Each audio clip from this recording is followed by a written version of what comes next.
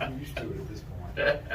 Good afternoon, everyone. This is the Good Things Jackson Show. I'm your host, Brad Kamikaze Franklin, and we thank you guys for joining in and tuning in. We've got a really special show for you guys today. I know you guys have been listening to the show for the past month, and I have been talking about House Bill 1020. I've been talking about things that have been going on in the legislature, and a lot of these controversial bills that have come up about the city of Jackson. I have had a lot of our legislators in the building with me, and today I reached out to these gentlemen on social media and didn't really expect a response at first, but I ended up getting a response, and they are Be here. careful what you ask for. Yeah, and I think everybody knows, has been on this show, and everybody that's ever been interviewed by me knows that I'm going to always give people a even and a fair platform to talk, even if we disagree. And I know that we disagree on a lot of these issues, but we're going to talk about them today, and I think this is vital.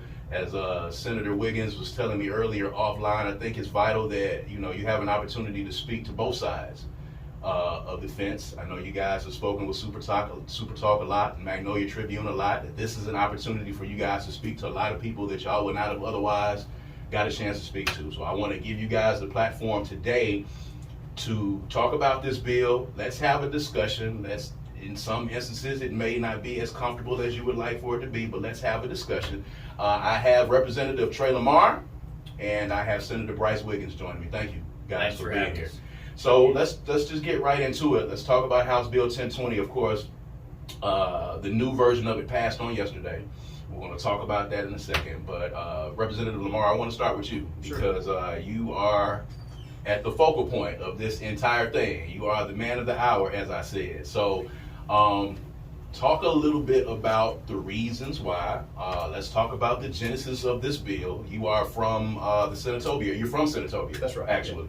So you come into Jackson, of course, for the session, and you are the author of this bill. So talk about the reasons why you felt it was time to present this bill and to start all of this conversation that has happened behind it. Sure. Brad, first of all, thanks for having me. I appreciate that. I think great introduction. Happy to be here. And certainly don't mind talking to anybody about these issues. In addition to Magnolia Tribune and Super Talk, I've talked with countless Jackson television stations and with kind of surprised about this, but more national media that I could count in the last month or so. Yeah. So I That's kind of what happens. That's kind of what happens. Nobody can accuse me of not agreeing to speak to anybody about this issue. I'm happy to do it. Yep. The genesis of the bill came, obviously we started CCID back in 2017. So if you want to go back to the beginning of where all this came from, that was it. I was just serving in the House when that happened, and that bill passed, but overwhelming bipartisan support. In fact, if there was a Democrat that voted against it, I'm not aware of who it was. There was more Republicans that voted against it than there were Democrats when it surfaced.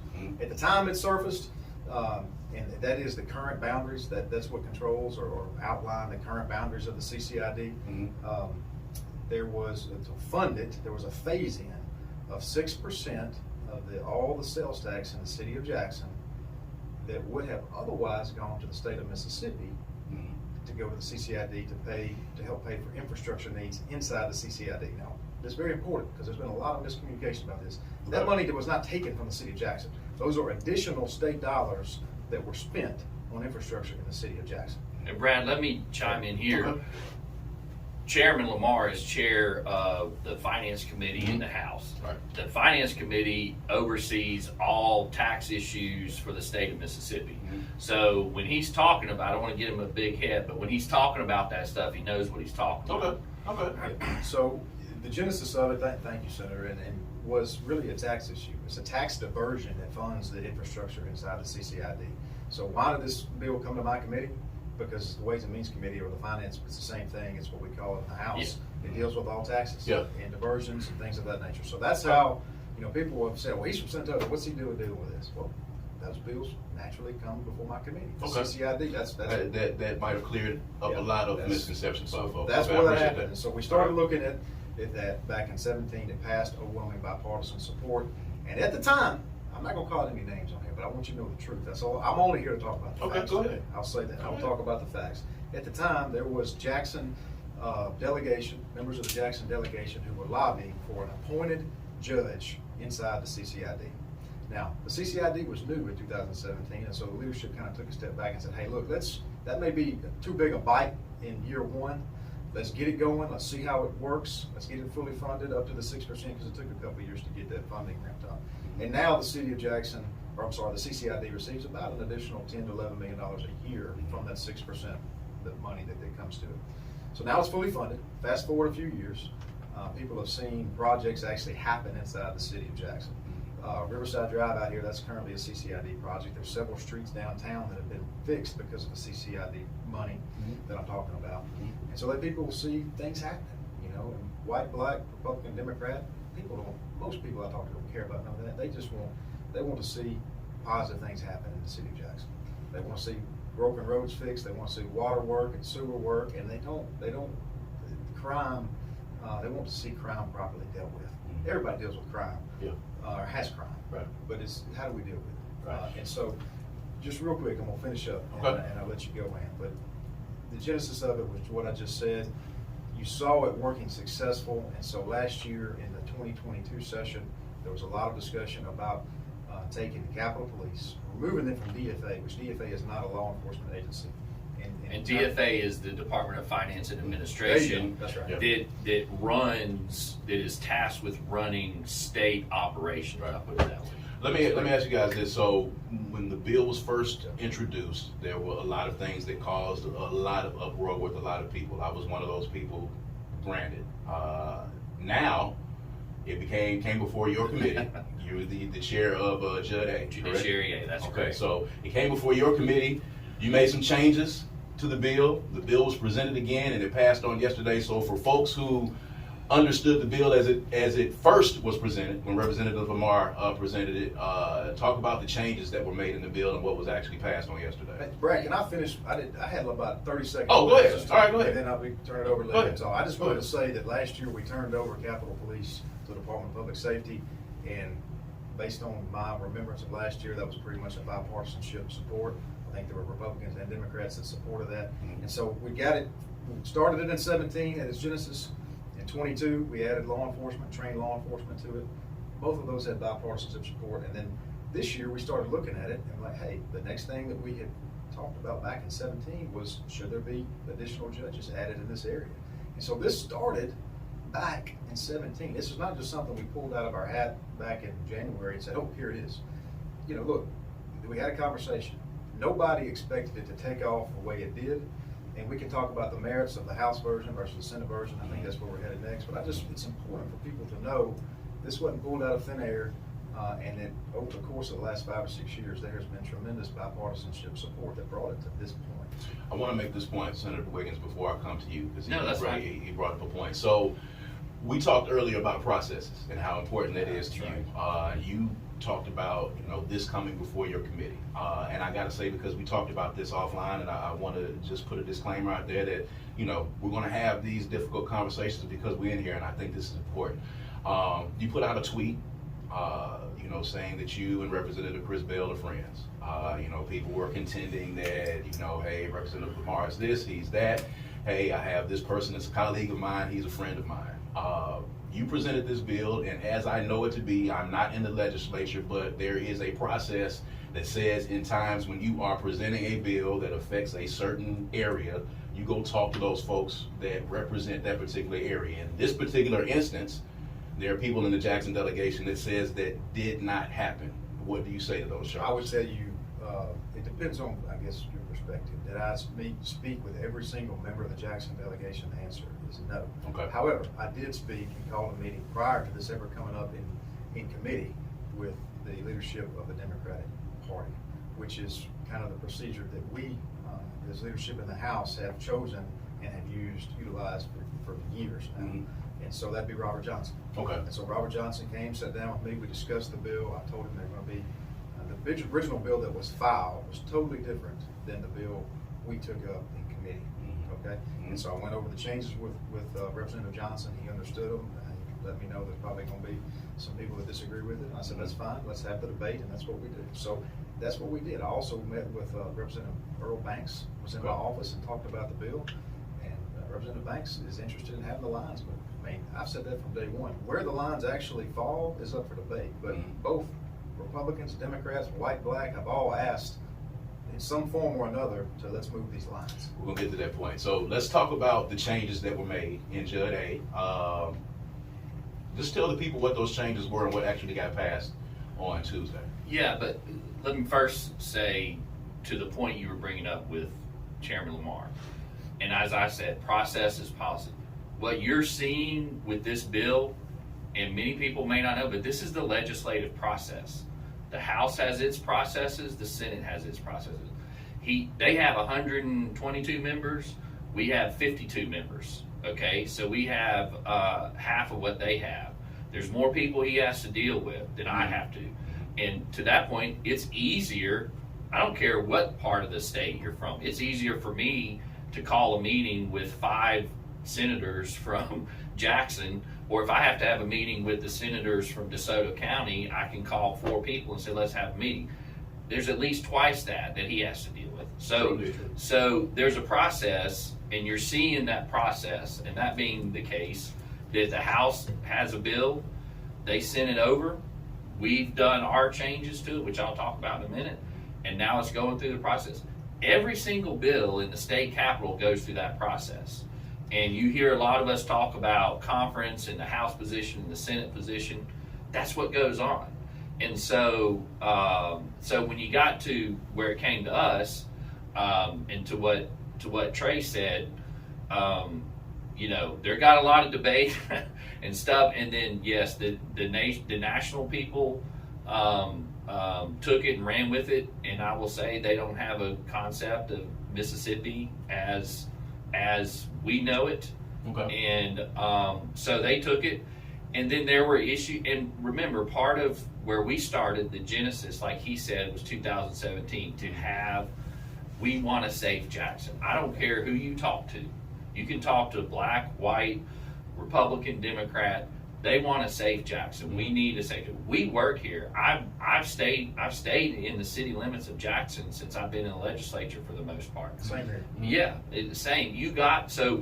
Which is actually a little bit different in my opinion from, let's just say you visit somewhere, you come down. We actually spend 3 months out of our lives here in Jackson, so we have a connection to that from that standpoint. Okay. All right, so you have that, and so all that happened, and then we took the bill, and what we realized was, hey, and many people didn't know this, that the legislature, back what he was talking about for the CCID, was already paying for judges and prosecutors to attack the court backlog. That was already being done. Nobody seemed to know that, which is fine.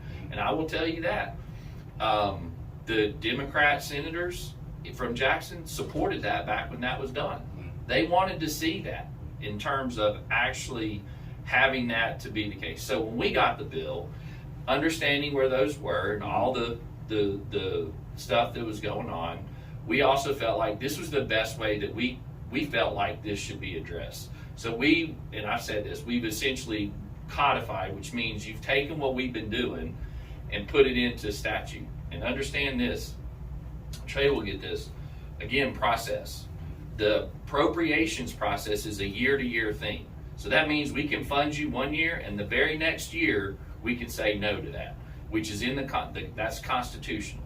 So what we've done with the bill is said, hey, we think this is such an issue and we want to support Jackson that we're committing to do this through 2026. That we're putting in that, you do that, and we will fund it for the next till 2026. So that's one of the changes, was to make those things permanent. Okay. One was adding in prosecutors. We also added in public defenders, and as I told the Senate yesterday, there is no place in the state of Mississippi that I know of that has public defenders funded by the state of Mississippi. It's a local system, a county system. But we've said, hey, this is a serious issue. We want to get behind funding public defenders. I've been a prosecutor. I've also handled defense cases. You got to have prosecutors. You got to have public defenders. You got to have defense attorneys, because that makes the system run right. You ask anybody in that world, and they would say that. So we're funding that from the state level. Some other things were, and what we heard on our side was about, as Trey said, about the Capitol Police. Mm-hmm. Well, they sent it over, and our change has been to extend Capitol Police to the city limits. People also asked for body cameras for Capitol Police, as well as vehicle cameras. We said, yeah, because it's going to cost a lot of money, but we're willing to do that. It's worth it. It's worth it. And I think anybody will agree that that's the smart thing to do, and the state is willing to pay for that. Do you feel like at this point that the Capital City Police have the capacity to be able to police the entire city? No, in that sense, but it's only been going on for a couple of years. Okay. And as I've gone through this process, I've learned, and we need to get them up to there. Let me say this though, what has become clear is that JPD hasn't been doing that either. It's about resources. We wouldn't, like Trey said, we have a crime problem, okay? We have to address it. Mm-hmm. And so they need to work together, and that's what we've been trying to do. And one thing that I heard was that the sheriff of Hinds County is very respected across a lot of communities. Mm-hmm. And we said, hey, and the amendment that we did yesterday was allowed the sheriff to come in and try to be a part of JPD and DPS and do that, and so that we can make these agreements to happen. Let me ask you this, as the highest ranking law enforcement officer in the county, would it not make sense, because I know as the bill is written, you know, any disputes right now are going to be going in favor of DPS right now, correct? No, because that was changed yesterday. Okay. So All right. let me explain that, which is, All right. and look, I'll tell you, can I call you Kamikaze? Sure. Because I know that. Kamikaze. Sure. Brad or Kamikaze? Yeah. When the Senate committee, so what happens, process, like Trey said, they got it, they sent it through. When they send it over to us, the House bill, it goes through and gets referred to committee. Well, I'm Judiciary A, the chamber leaders do that. It was sent to me, so of course we're gonna try to do it. When we took it up, what we heard was they're not agreeing, and it's because of the mayor. I mean, we've seen all the public publicity. We've seen he won't he won't do it. That's what I'm hearing. He won't do it. So when the committee passed that out, we said a memorandum, and then, but there has to be a discussion or a leader or a decision being made. And so we said that's going to be DPS. And people were telling me the mayor's never going to sign it there. He's even been out in public saying he's not going to do it. I'm not going to do it. Well, in the meantime, stuff's not getting decided. And if you go back, and I said this to the committee, if you go back and look at all the problems you have in situations like Uvalde, the shooting and all, what comes down to is there is a confusion of who's in charge. And so we said we want somebody in charge. We don't care who it is, but because the mayor wasn't going to sign that, then we said, okay, then let it be the Department of Public Safety. That being said, there was so much pushback and so many people, we took that out yesterday. Then what happens? On the Senate floor, my Jackson colleagues are saying, why don't we have that in there? I mean, they're saying, you can go watch the debate. They're saying, well, why don't we have that back in there? I said, well, we're getting pushback because they don't want to do it. The mayor's out there saying he ain't going to do it. So your Jackson Senate colleagues asked for it to be put back in? Pretty much. Okay. And you can watch the debate and say that because I've been told that they know the mayor's not going to do anything. I met with the Jackson City Council with a number of them. Okay. And they came to me and said the exact same thing. And they, from what I understand, what they told me was they supported the memorandum. But due to the legal kind of stuff that goes on, they said there's a question whether they can even do it. You know, there's this whole fight over the garbage contract and all that stuff. Yeah.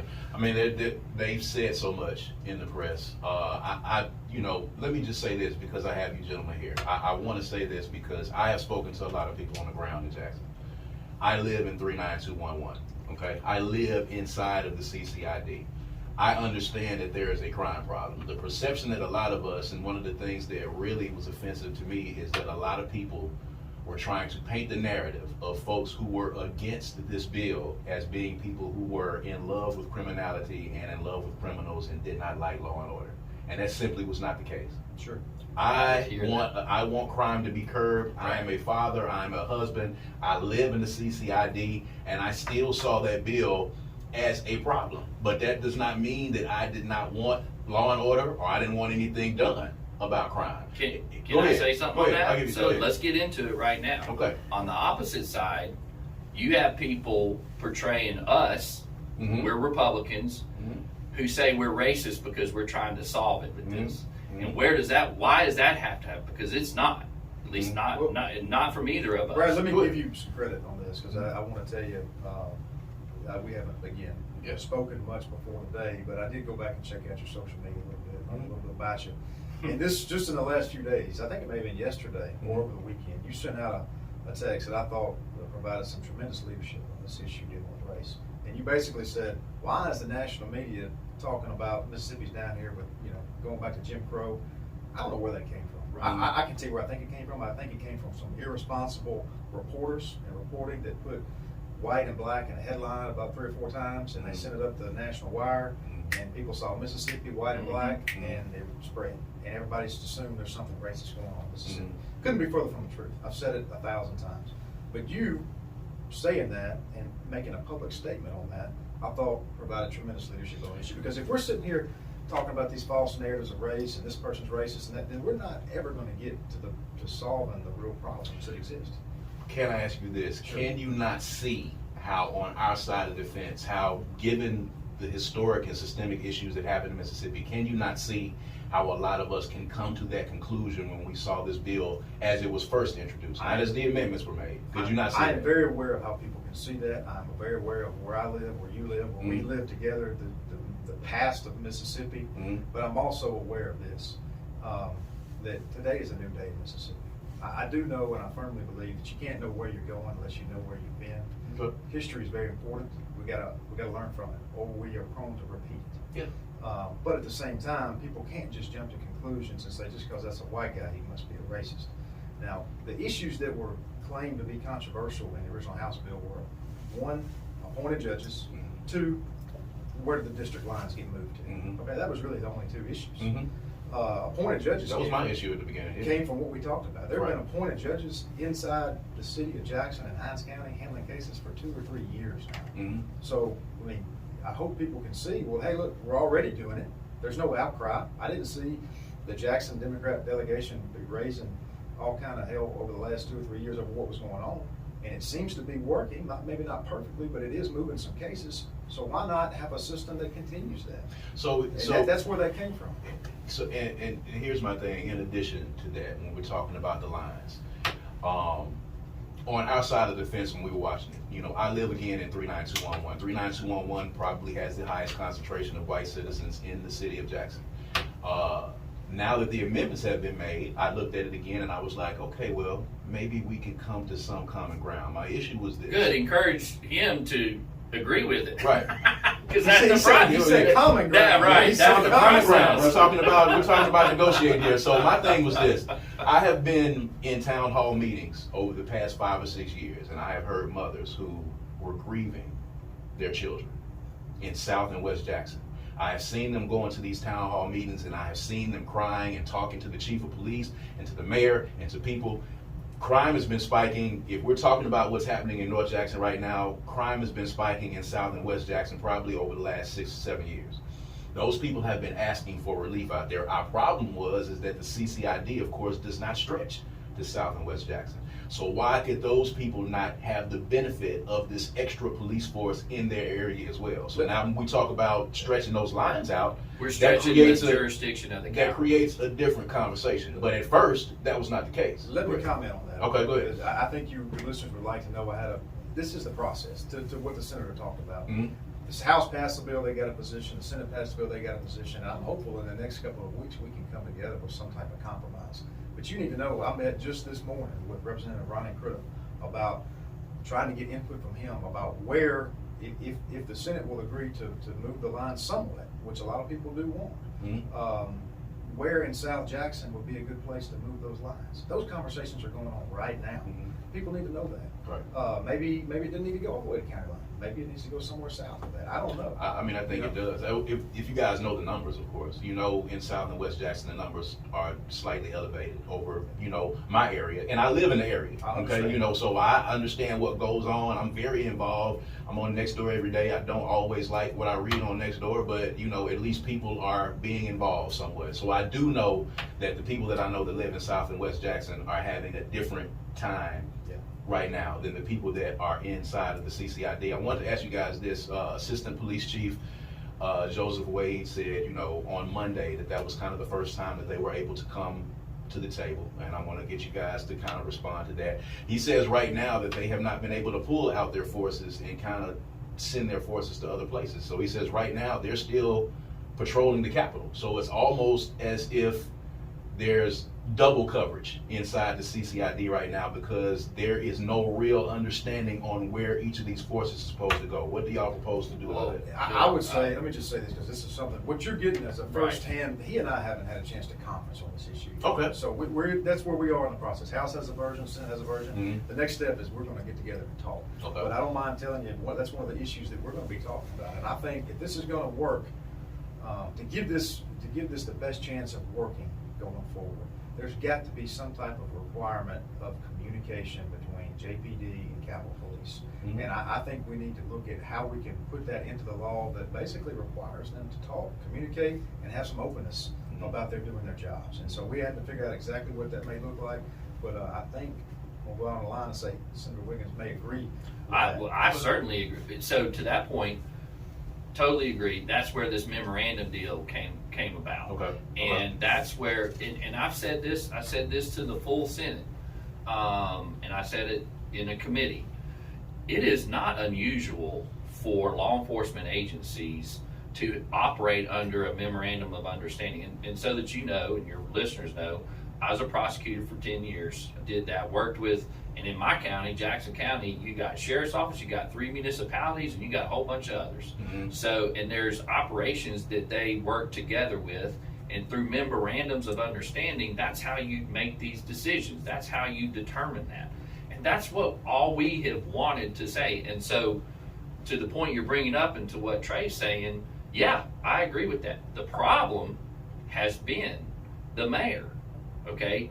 To be honest with you, that's internal politics that is not something in the state. But what we're trying to say is JPD and Capitol Police need to work together, and at least where the Senate is, have the sheriff in there. Okay? And those things can be worked out.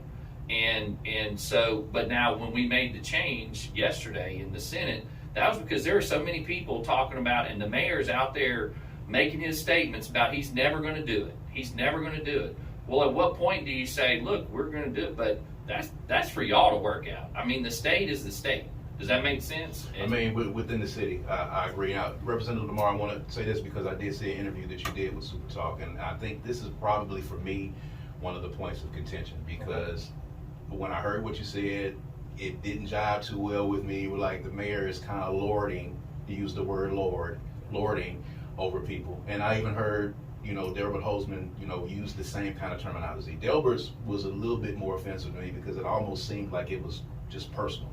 But talk to me a little bit. You said you haven't had a chance to talk to the mayor. You tried to talk to him. Those things didn't happen. Are those conversations that are possibly going to be able to take place in some shape, form, or fashion? I've said this from day one. I have no problem with meeting with the mayor. I've said I've got an open door policy on this issue. I'm happy to sit down and meet with him. But the mayor, and again, a lot of this is internal Jackson politics, Brad, that's not my business to get into. We've got the state to get into to run and how the state functions in a capital city, and that's the issues we're talking about. But I have no place in telling the mayor how he needs to run his politics or how their board of aldermen or the city council, whatever they're called themselves, have to run their own politics. But when the mayor shows up at the Capitol and he makes the types of comments that he makes without ever speaking to me about the issue, about, hey, these are a bunch of racists just trying to spread racism. That was tremendously offensive to a person who didn't have to take on this role. I saw it as the right thing to do to try to help the crime situation in the city of Jackson for the people that don't really have a voice. Okay? And there's a lot of those people, both black and white, that have come to me and say, man, I appreciate what you're trying to do. This ain't a racial thing. My grandkids can't even play out in the yard right now. There's gunshots on my street. please help.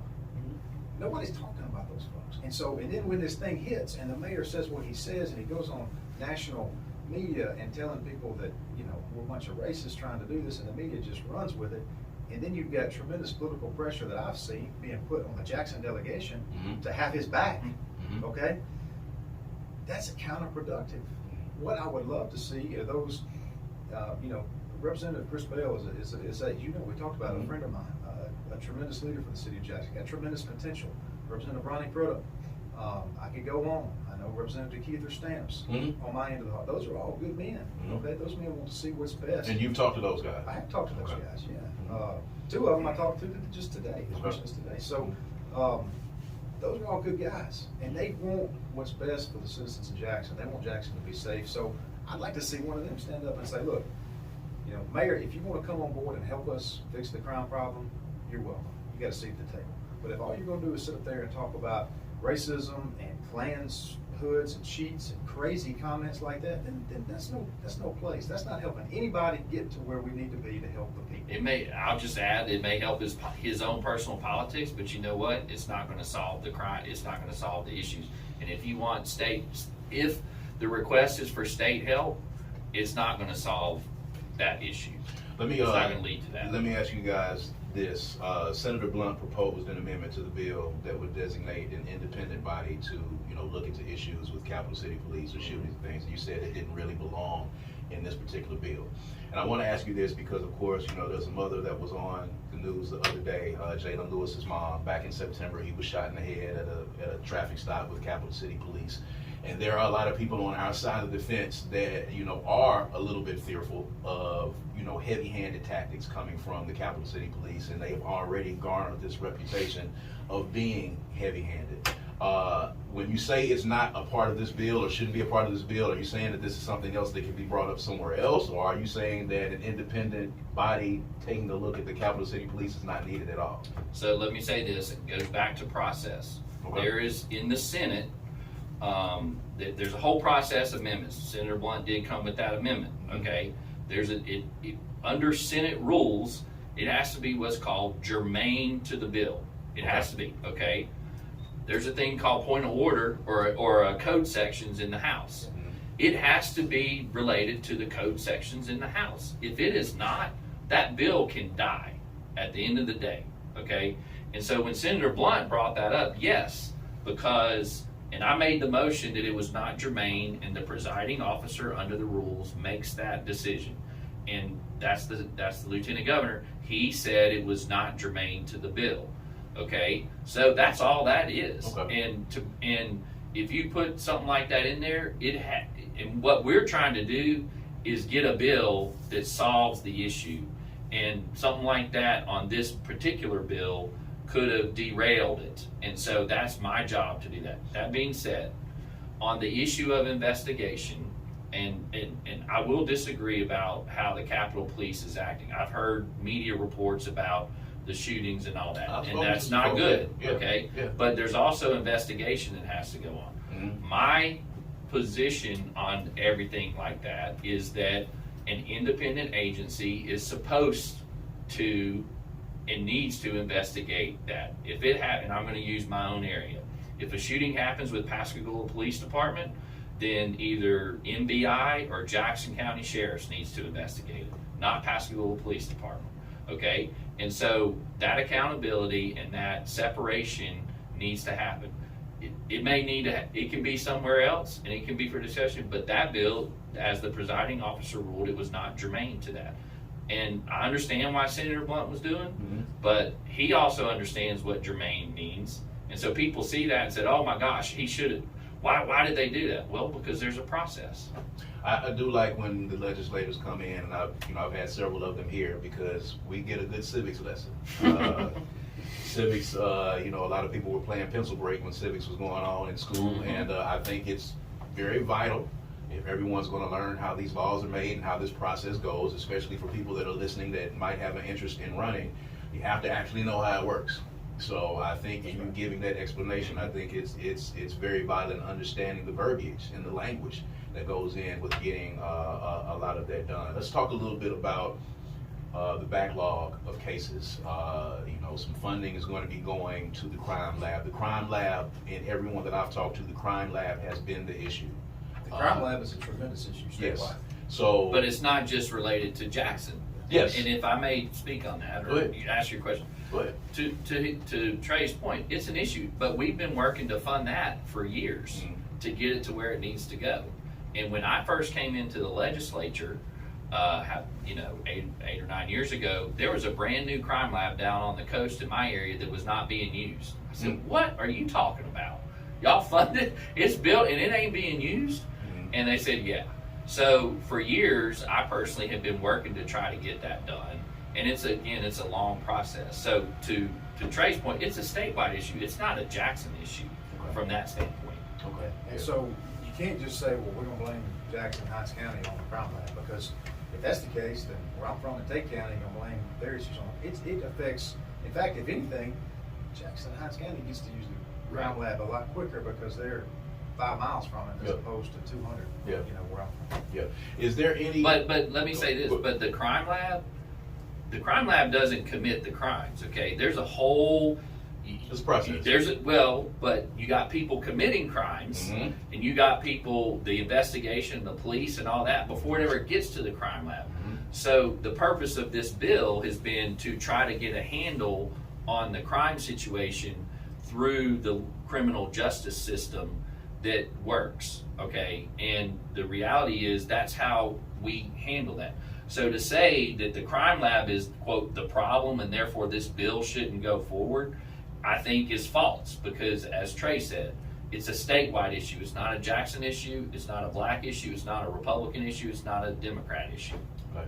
So is there any hope that we can get Chief Lucky and we can get, Chief Davis, the sheriff? Is there any hope that they will be getting together soon to start discussing how this is going to work going forward? Is that going to be happening? Look, I hope so. I think, as I said earlier, communication is going to be key going forward amongst these different agencies and law enforcement entities. In fact, we'll be discussing over the next week or two ways that we could either encourage or maybe just flat out force them to communicate, whether it be by a regular monthly public hearing or public meeting or something like that. I don't know. Bryce and I are going to sit down and talk about those things in the coming days. But communication is important. I'd love to see them work together. I think what has happened here, gentlemen, I think, people are not actually talking to each other. They're talking through different methodologies and different vehicles. And I think this happened on both sides. And I think negotiation probably could have brought this to where, your committee did. I think it could have been brought there a lot sooner.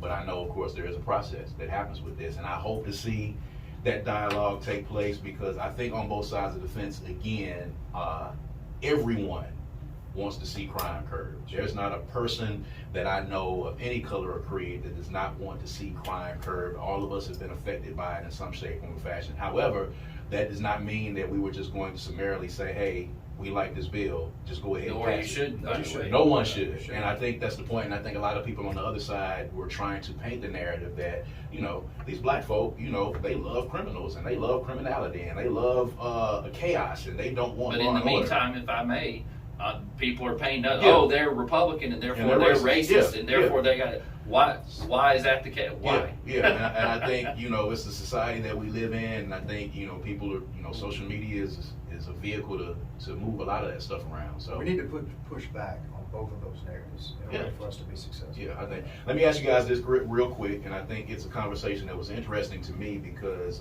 it was something that wasn't pertaining to 1020, first of all. So that was crazy because that's all that we've heard about. But it sparked a debate and discussion within you guys' own party. And we're talking about the electric car salesman. So, Republicans are known as the people that like small government. We don't like a lot of government. That's we don't your like bill, the government. Yeah, and it is your bill. I actually voted against it. You've been causing a lot of trouble in this session, Representative Lamar. I know. Yeah. So, that's what for me, because I'm a businessman and I like to see discussions like this happen, and I know we're facing forward into the future, this is something that we're going to have a discussion about. But Republicans usually are like, we don't like a lot of government in our business. We want to make it as small as possible, and we want to make it as least intrusive as we possibly can. But this bill basically is saying that we want to put some government parameters in place for people that are trying to come into the state, that are trying to sell these electric cars. So what was the basis of the inspiration for that? I'll be glad to have that conversation, but it's an extremely technical, complicated issue. Okay. It's not what. Let's see if we can do layman's terms real quick. Right, but Okay. a lot of people think they just send a tweet and they explain the bill. It's not that. Right. You got three Understand. groups. You've got legacy manufacturers, that's your GMC, your Fords, your Toyotas, those kind of groups that have been around a long time. You've got the EV groups, which are the new manufacturers. That's going to be your Tesla, your Rivians, that group of people. And then you've got the dealerships, the automobile dealerships in Mississippi that have been around and operated under a dealership law since the 1940s. That law was put into place in the 1940s. We didn't create that law. I wasn't even born. Tesla came in. Tesla came in a couple of years ago, and they said, okay, the law in Mississippi says that you got to have if you want to sell vehicles, you got to have a third-party dealership and contract with them to sell your vehicles if you're going to have brick and mortar stores in the state. And they said, well, what we'd like to do is create a separate LLC. We think we can get around that law by creating a separate LLC that's owned by Tesla, and that LLC will serve as a third party, even though it's the same people, because Tesla owns that LLC, and that's what they did. And they put a brick and mortar Tesla dealership right here in Pearl. Okay, that you may have seen it. That's here. Well, here's what happened: Toyota, GMC, Ford, everybody else said, "Oh, if Tesla's going to be allowed to circumvent the law, we're going to circumvent the law. We want to do it too, because they now have a competitive advantage against what we thought was the law for 80 years."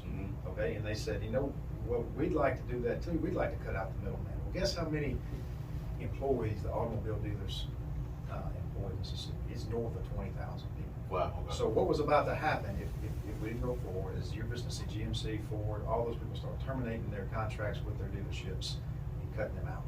Okay? Now, we can talk about if we were to write this bill from scratch today, we probably wouldn't write what's in the law. But when you've had families and businesses and 20,000 plus jobs that people rely on those jobs affected by what's going on, that's the issue. Okay? You should know, last year, the House passed a bill that the EV manufacturers were in favor of. Okay, it died in the Senate, died in the conference process, whatever.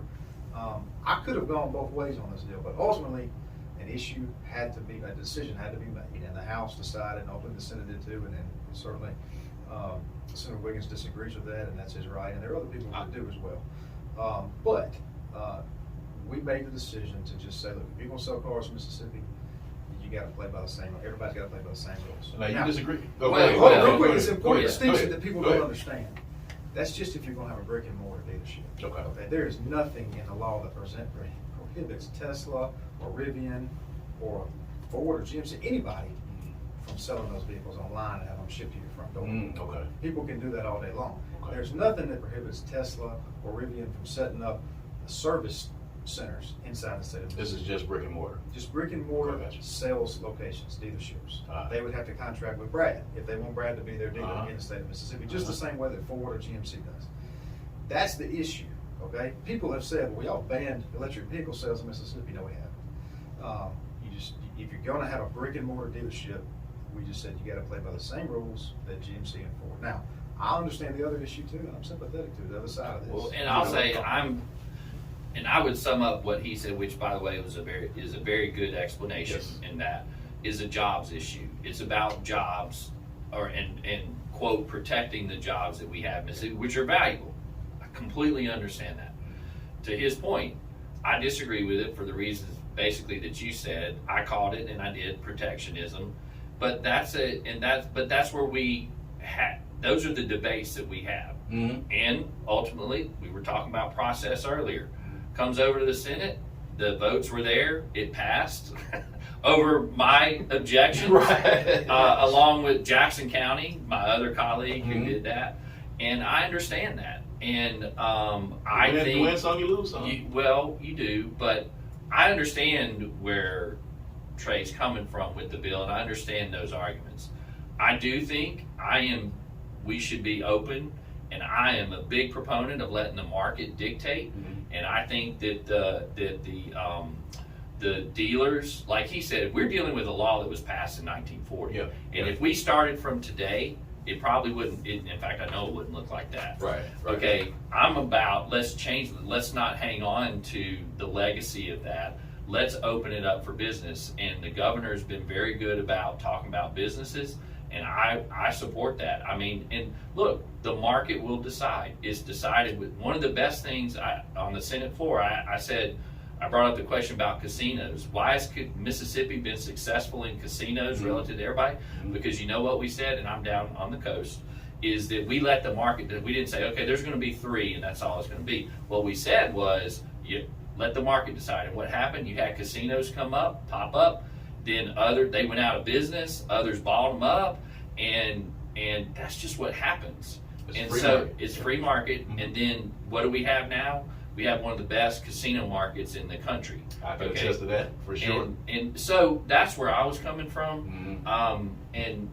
But also, again, that's the process. And Trey won that fight and got the votes. Maybe not. The governor had signed. The governor. We may be right back to dealing with that. And it's not so you can do that. But I do think that those are the debates that you end up having. And I think they're worth having, and that's how they play out. But, and I realize it was like you said, within the Republican Party, but we're not calling each other, you hate us or you're racist or whatever, because you've taken that position. Yeah. Gentlemen, I really appreciate you guys for stopping by. Like I said in the beginning, I did not know what was going to happen when I sent the tweet out, but hey, I wanted to offer the platform to give you guys a chance to be able to come on and speak to an audience that you may not have otherwise had a chance to speak to. We're going to put this information out and let people hear you guys, and we'll let them decide on their own what their feelings are going forward. I hope that there are conversations that end up taking place between you guys and the mayor. I hope there's more dialogue. I think we have gotten closer to a solution with those amendments. I really actually believe that. I believe if we can put a blanket of protection over this entire city, I think everyone will be happy about that ultimately, and I think that's what we're working towards. Well, just to add, you have, which is unusual, you have the state willing to step up to the plate, okay? That doesn't always happen, okay? I don't mind saying this. Near me is Moss Point. My family, my dad was born in Moss Point, okay?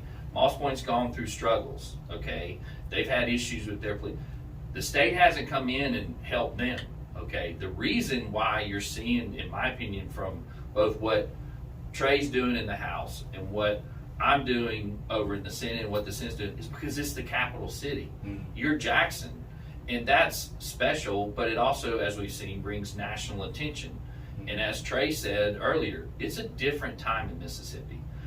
I thought about whether I should say this, but I'll do this. Okay. The same people that have been labeled in this manner are the same people who were in charge when we changed the state flag. Okay, I realize people had voted against that, but at the end of the day, we changed the state flag. You were instrumental in that. So how is it that happened, and now we're racist in the same people? And there's people that voted against that change, and I fully respect that. But at the end of the day, that's what happened. And you saw that happen. Where has that discussion been? Okay? And why isn't the national media talking about, hey, this is what Mississippi did? So it's a new day. You have new people. We're dealing with a bill from 1940, and we're dealing with these things. And Trey, I want to give him so much credit just because he's willing to come out there and to do it. But in terms of process, this bill could have gone away. Okay, and by the way, there's 3,000 generally bills that go through the process, and about, on average, around 300 become law. Half of those are appropriations. So any 1 year, there's about 150.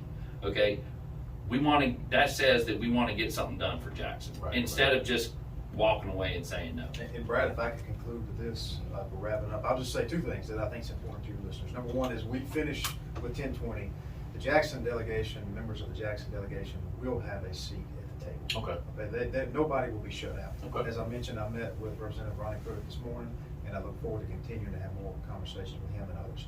They will have a seat at the table, and the number one goal, really the main and only goal, is to help make a capital city better and safer for our citizens of our state, both here in Jackson and the ones who visit Jackson. I appreciate it, gentlemen. I had questions about income tax. I had questions about Medicaid. We didn't get a chance to get to those, but hopefully As the session concludes, we'll be able to get you guys back on. I want to give you guys a platform to come in anytime if you want to talk about something, and I welcome people from across. Well, I don't have an aisle. I'm in the middle of the aisle, so I welcome people from either side to come in here and have a conversation about what's going on. And I commend you guys for showing up and having this conversation and being able to talk to folks, man, and hopefully these conversations can continue. But I want to thank you guys for listening to us. Of course, this is the Good Things Jackson Show. I'm your host, Brad Kamikaze Franklin, for everyone here at WRBJ at 97.7 FM. Thank you guys, and we'll see you guys next time. Peace and power.